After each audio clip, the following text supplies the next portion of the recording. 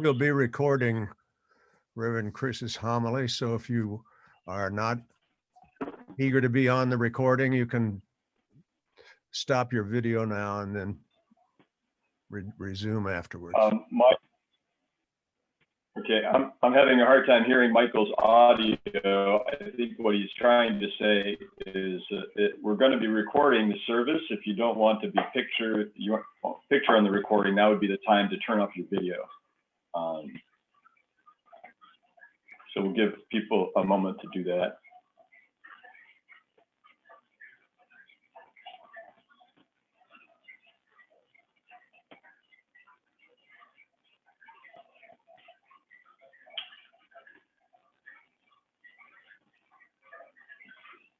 Well, celebrating new life. I'd like to start this morning by sharing some pictures that the community sent to me. I invited all of you to submit pictures of what to you represents new life. I also invited you to bring something to the screen that you could share and show to the community that represents to you new life. But let me start with the pictures. And can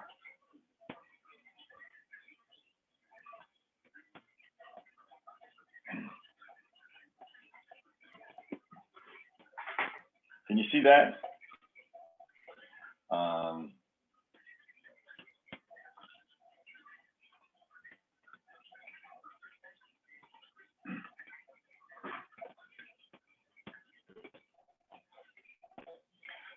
These are from Jake Beaumont, taken in his garden. Some are from a local arboretum. And that's a recent shot from Fred and Linda down in Washington, D.C., enjoying the blooming cherry blossoms.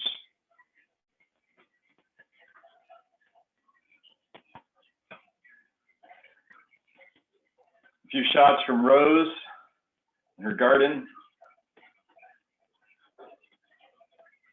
Lilies and the lake in Salisbury Mills. Poppies. The buds along the Hudson. Thank you, Patrick.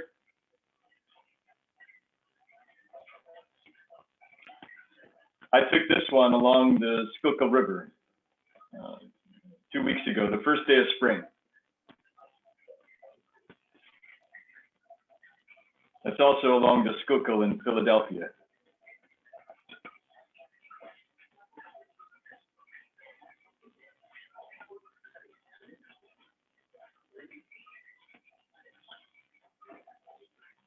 All right, that's my favorite one from Marcia.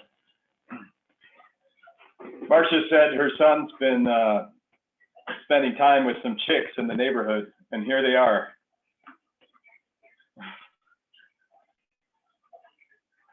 What better sign of new life on Easter?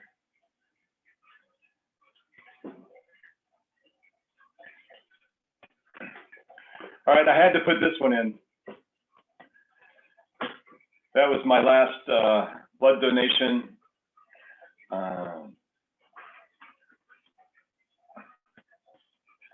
For me, the act of donating blood is service of giving life to others. And when I donate platelets, it's a 3-hour process.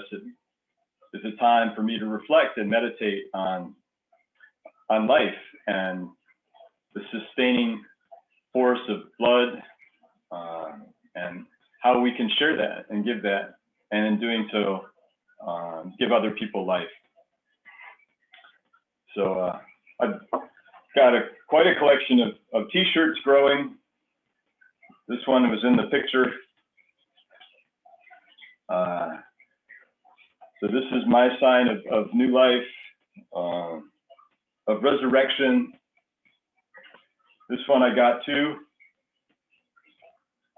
Hope is a part of Easter, and I give hope.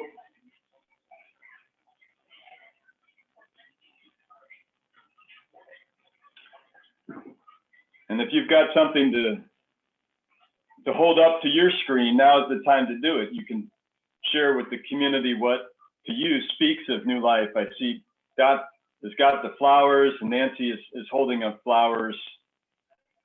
Beautiful. Show us to you, and lots of beautiful flowers.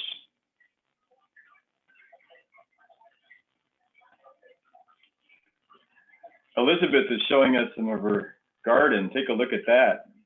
New life growing in.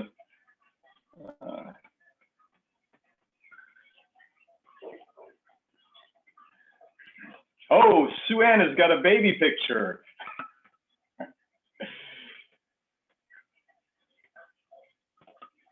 Delightful.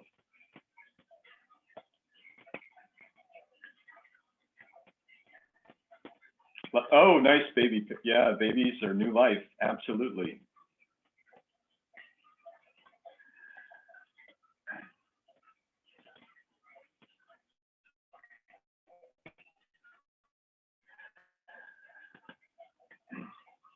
Well, today is Easter Sunday, and the theme of celebrating new life is something I'd like to explore. Why is today Easter Sunday? Well, today is the first Sunday after the first full moon after the equinox. That's why today is Easter Sunday. And it actually has nothing to do with the actual life and death of Jesus, that today is Easter Sunday. It's all about the rhythms of nature. What does this day mean? Well, I'm not going to answer that question for you. You'll need to answer that question for yourself as part of your own free and responsible search for truth and meaning. I can say that for me, as a child, Easter meant Easter egg hunts, chocolate and presents. I never went to church growing up with my parents. I never went on Christmas. I never went on Easter. Go figure, I became a Unitarian minister. Our tradition in my household on Easter morning was my mother would hide these little plastic eggs around the house, and each one had some chocolate inside and a paper note that was a written hint as to where the next egg was to be found. Usually there was about a dozen. And at the end of the hunt, we found a gift of some sort. After I got my first jobs, Easter meant something else. When I was about 12 years old, I started working as a dishwasher at the local restaurant. And Easter meant tons of dishes because I was always working on Sunday, and Easter Sunday meant extra dishes. After a few years of that, I quit and got a job at a bakery. And I also worked on Sundays. And I also worked on Easter Sunday. And at the bakery, Easter meant lots of donuts, lots of lines of people coming for donuts. So it was dishes and donuts. That's what Easter meant for me through the first 2 decades of my life. Sorry, it's not so deep. These days, my mother doesn't hide Easter eggs for us anymore. Instead, the chocolates just show up in a box from Amazon. Here it is.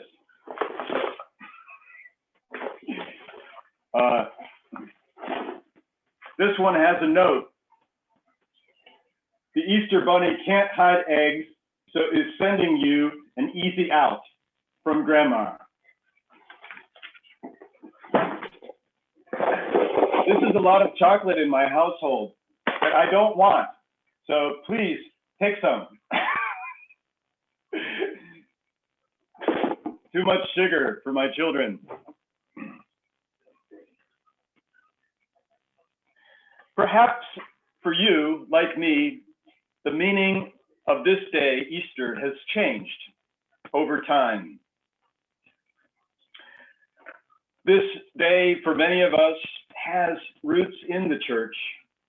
Even our hymnal connects us to our Christian heritage around Easter. Reading 623 is from Mark. I'll share it to you now.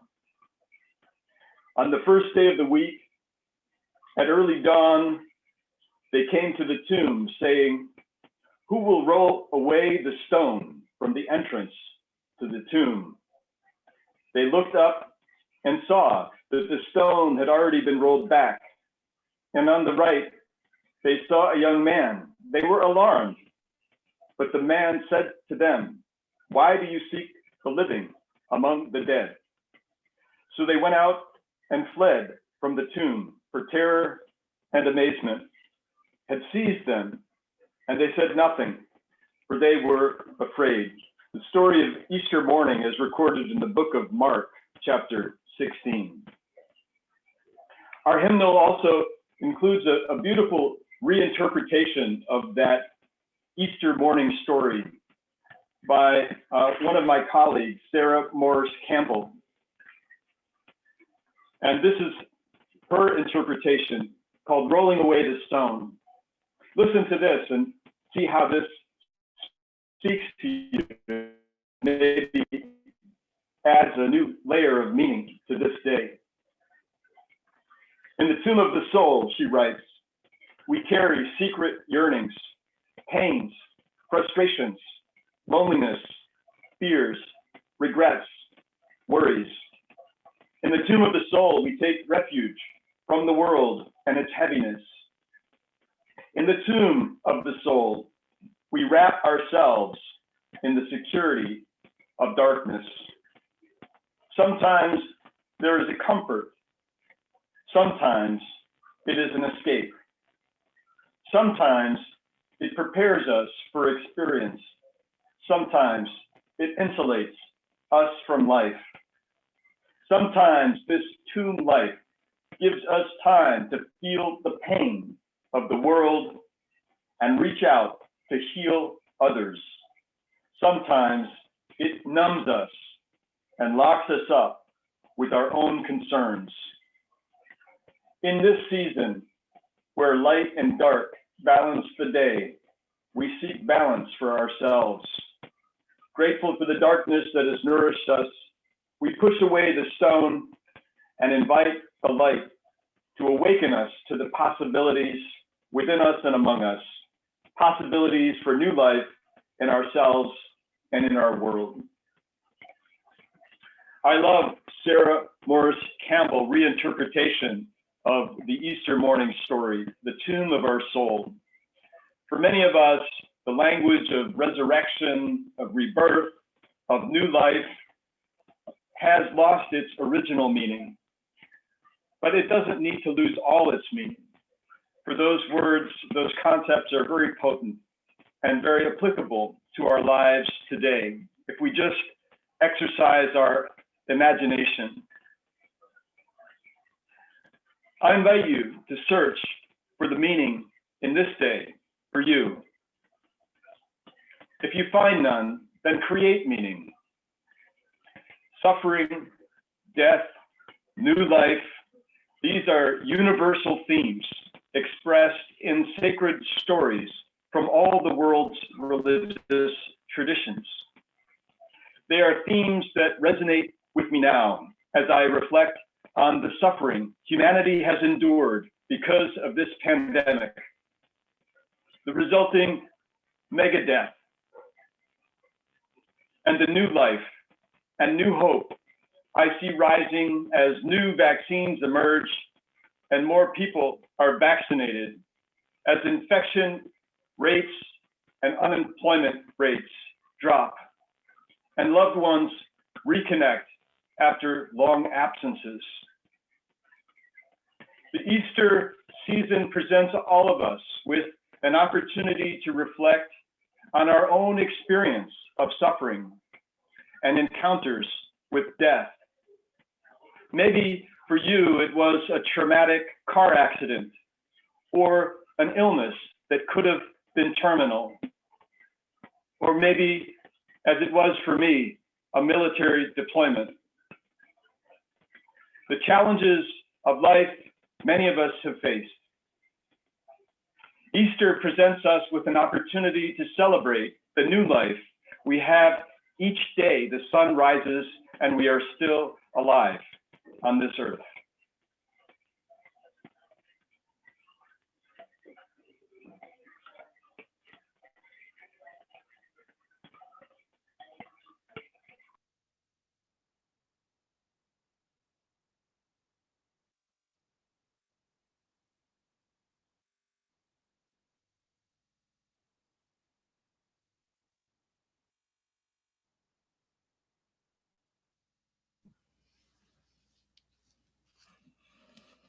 Thank you, Chris.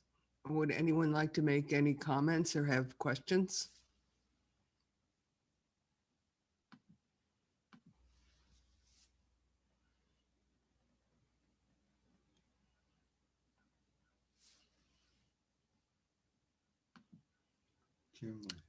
Bill, please go ahead. Thank you for truly inspiring sermon this morning. And I always considered Easter, again, one of those times of the year that there's a few times of year